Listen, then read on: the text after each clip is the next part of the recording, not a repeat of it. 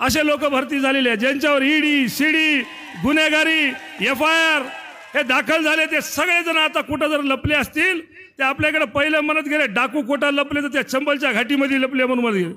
तसे आताचे हे डाकू सगळे त्या BJP मध्ये जाऊन लपलेले आहेत बांधवांनो। आणि यांचे मित्र पक्ष कोण आहेत? ज्यांना सगळा आधार दिला, उद्धव साहेबांनी जे तयार केलं, ज्यांना मायबापानं काही नाही दिलं इतकं उद्धव साहेबांना दिलं, त्यांना गद्दारी करून त्यांचाच पक्ष घेऊन त्यांचाच घर फोडून गद्दार झालेले हे माणसं या मित्र पक्ष।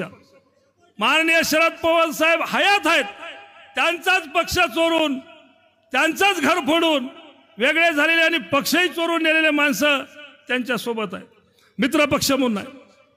एकीकडे असे माणसं आहेत आणि एकीकडे उद्धव साहेबांनी आणि या सगळं या महाविकास आघाडीने सर्व ज्यांनी हयात पूर्ण आपली राजकारणामध्ये आणि जनतेच्या सेवेसाठी घातली, सर्व मंडळी एका जागी आली तर का आली?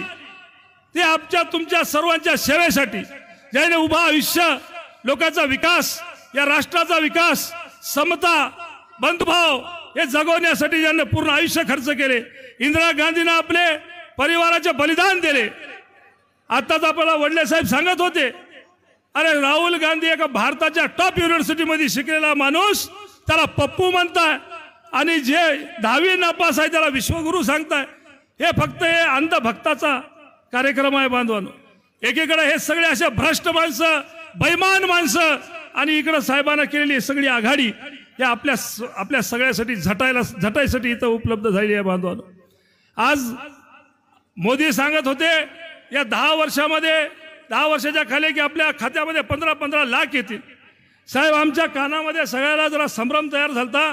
मोदीने असं सांगितलं नव्हतं की तुमच्या खात्यात 15 लाख येणार आहेत, मोदीने सांगितलं होतं तुमच्या खात्यातून 15-15 लाख घेणार आहोत आणि घेतलेच।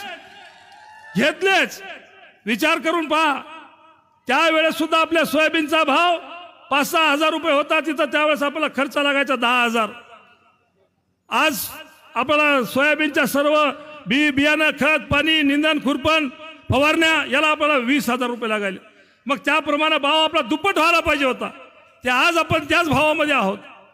आणि अशा वेळेस जर पाहिलं तर दरवर्षीचे तुमचे 8-8 लाख 9-9 लाख 5-5 एकरचे शेतकऱ्याचे काढून घेतले गेले। मग या 10 वर्षामध्ये आपले नाही का झाले 15 लाख? विचार करा बांधवांनो।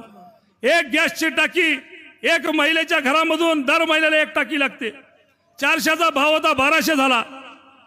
आज प्रत्येक महिलेच्या पासून 800 रुपये दर महिन्याला ते काढतायत। 12×96 10,00,000 रुपये तर तिथंच काढून घेतले तुमचे। रोज वर्षाकाठी 10,000 रुपये काढून घ्याले आणि आपल्याला द्यायले 6,000।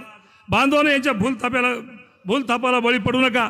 आपल्याला सगळं चांगलं माहित आहे आज बेरोजगारी किती वाढलेली आहे। 9 तरुण मुलं आज सगळे घराच्या पलंगावर बसून आहेत, मायबाप बेजार आहेत, समोर सगळं अंधकार दिसत आहे।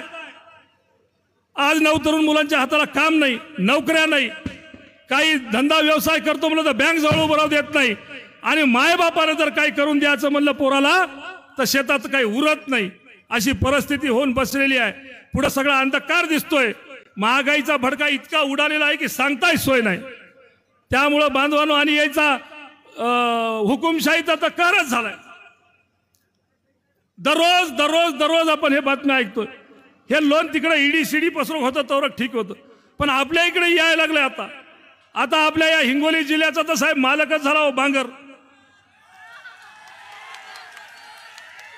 आणि आता आमच्या उमेदवाराचा मालक आहे तेच झाला बांगर।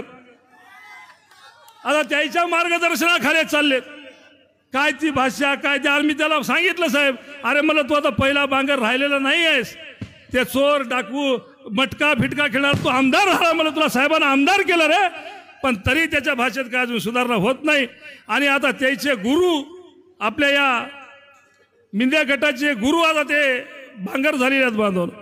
आमच्या इकडं काल बोलताना भाषणात मी सांगितलं आणि म्हणलं बा एकच बांगर बस झाला, अजून एक बांगर काला तयार करता? ते एकच बस झालं म्हणलं, हे पुरून उरायला लागलं, अजून काय करता? पण बांधवांनो असो, आपल्याला अशा लोकांपासून सावध राहणं भाग आहे। ज्या माणसानं या माणसाला काळीज दया मया काही राहिलेली नाही आहे। अरे जर उद्धव साहेबासारख्या माणसाला तुम्ही धोका देऊ शकता, शरदचंद्र पवार साहेबासारख्या माणसाला तुम्ही धोका देऊ शकता, राहुल गांधीच्या पूर्ण आयुष्यामध्ये त्यांच्या घराण्यामध्ये अनेक पंतप्रधान झाले.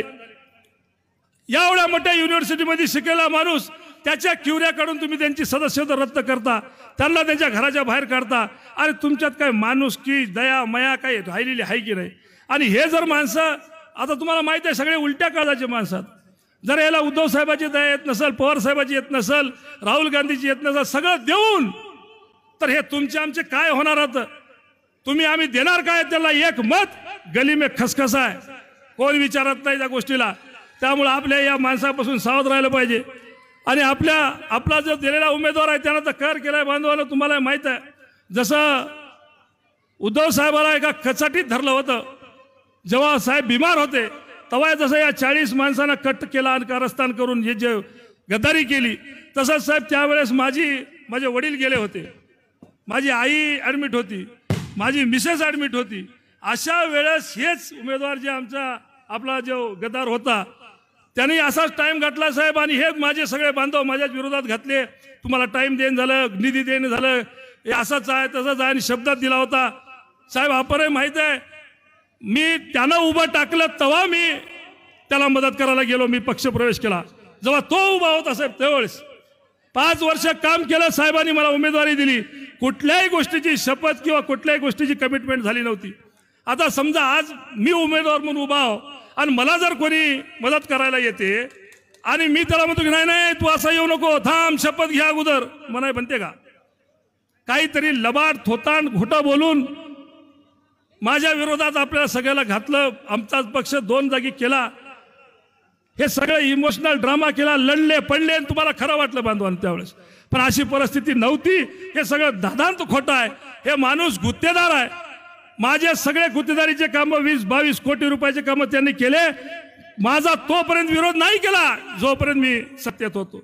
मी ज्या वेळेस माझा सगळा रस पिळून काढला की मग ह्याच मानगुटीवर बसलं.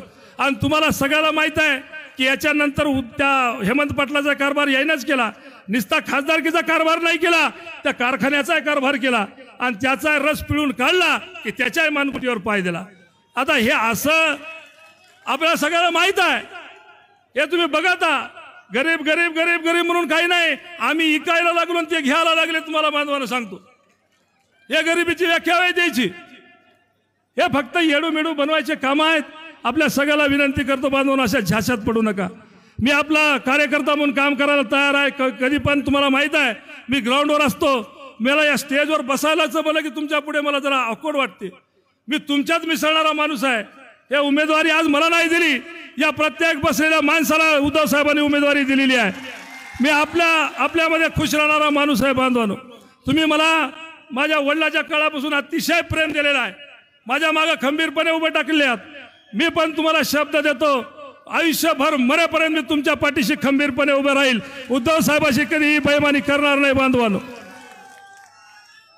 काल परवाच आपला पाडवा झालाय, आपल्या सगळ्या शेतकऱ्याचा पाडवा झालेला आहे. मी आपल्याला एक विनंती करतो, फार लांबवणार नाही. 5 वर्षासाठी नागेश पाटील नावाचा गडी 5 वर्षासाठी तुमची सेवा करण्यासाठी मला संधी द्या बांधवांनो. आपल्या सगळ्यांना मी खूप खूप आभार मानतो की तुम्ही एवढ्या मोठ्या प्रमाणात एवढ्या उन्हात आलात. उद्धव साहेबाच्या प्रेमाखातीर आपण सगळेजण जमलात. आपल्या सगळ्यांना विनंती करतो, आपली निशाणी